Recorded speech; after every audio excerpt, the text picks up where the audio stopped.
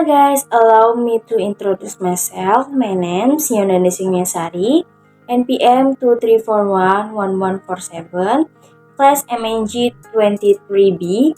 Here I will explain a little about negotiation. Stay tuned guys. Negosiasi. Secara sederhana, negosiasi adalah proses komunikasi antar dua pihak atau lobby yang memiliki kepentingan berbeda. Negosiasi akan dilakukan untuk menemukan titik tengah dan perbedaan tersebut sehingga terjadilah kesepakatan yang menguntungkan semua pihak. Bagi seorang entrepreneur, negosiasi bisnis adalah alat vital yang bisa digunakan untuk mendukung kelancaran dan keberlanjutan usaha dalam jangka panjang. Negosiasi bukanlah semata-mata proses komunikasi yang bisa dilakukan sehari-hari. Jalinan komunikasi bisa dianggap sebagai negosiasi apabila menemukan ciri-ciri berikut. Yang pertama, melibatkan individu atau perwakilan perusahaan minimal berjumlah 2 orang. Yang kedua, perundingan dilakukan karena memiliki ancaman konflik. Dan yang ketiga, adanya tawar-menawar atau tukar-menukar.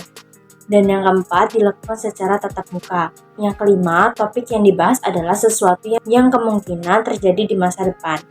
Dan yang terakhir, akhir perundingan harus menghasilkan kesepakatan yang diambil oleh pihak-pihak tersebut. Pada dasarnya, tujuan utama negosiasi adalah untuk memperoleh kesepakatan yang bisa menyelesaikan perbedaan kepentingan dari segala pihak. Selengkapnya, adapun beberapa tujuan dari negosiasi adalah sebagai berikut. Yang pertama, itu mencegah terjadinya konflik yang bisa meningkatkan risiko usaha. Yang kedua, mencapai kesepakatan atau perjanjian yang bisa menguntungkan semua pihak. Yang ketiga, menciptakan kerjasama untuk mencapai tujuan masing-masing perusahaan. Dan yang keempat, memberikan pemahaman terkait kondisi perusahaan dari pihak yang terlibat. Dan yang kelima, menambah sekaligus mempererat relasi antar perusahaan. Negosiasi dapat dibagi menjadi beberapa macam berdasarkan indikator yang berbeda, yaitu jumlah pihak, situasi, serta untung dan rugi. Untuk negosiasi yang dimiliki berdasarkan jumlah negosiator, maka negosiasi dibedakan menjadi negosiasi dengan pihak penengah dan tanpa pihak penengah. Negosiasi yang dilakukan dengan pihak penengah biasanya dilakukan oleh 2 atau lebih pihak negosiasi, sehingga setiap keputusan dan proses negosiasi akan memerlukan pihak penengah yang sifatnya netral. Sedangkan negosiasi tanpa pihak penengah adalah kegiatan negosiasi yang dilakukan tanpa membutuhkan bantuan pihak penengah dan umumnya hanya terjalin antar dua pihak. Bila dinilai dari berdasarkan situasi, maka negosiasi akan terjadi menjadi 2 jenis, yaitu negosiasi formal dan negosiasi non-formal.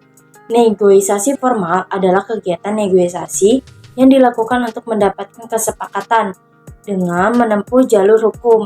Sedangkan negosiasi informal adalah jenis negosiasi yang bisa dilakukan di mana saja tanpa memerlukan jalur hukum.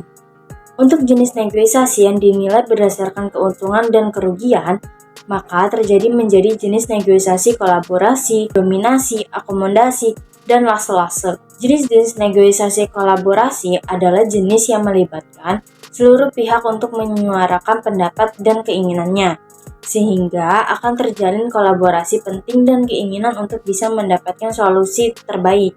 Sedangkan jenis negosiasi dominasi, sesuai namanya, jenis negosiasi ini akan menentukan salah satu pihak saja dan pihak lainnya tidak hanya mendapatkan keuntungan.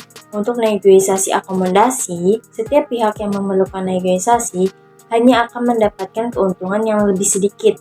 Bahkan, bisa saja pihak lawan mendapatkan keuntungan yang banyak. Di sisi lain, negosiasi loss-loss adalah negosiasi yang dilakukan untuk tidak melanjutkan konflik atau konflik baru. Jadi, setiap pihak akan memilih untuk menyelesaikan masalah dengan kepala dingin. Beberapa manfaat dari negosiasi adalah demi menciptanya jalinan kerjasama antar satu pihak dengan pihak yang lain untuk memperoleh tujuan yang masing-masing, terjadinya rasa saling pengertian pada setiap pihak yang bernegosiasi terkait kesepakatan yang akan ditempuh dan efeknya untuk pihak-pihak tersebut. Terjadinya kesepakatan berdasarkan yang saling menguntungkan dan terciptanya interaksi yang positif antar pada setiap pihak yang bernegosiasi.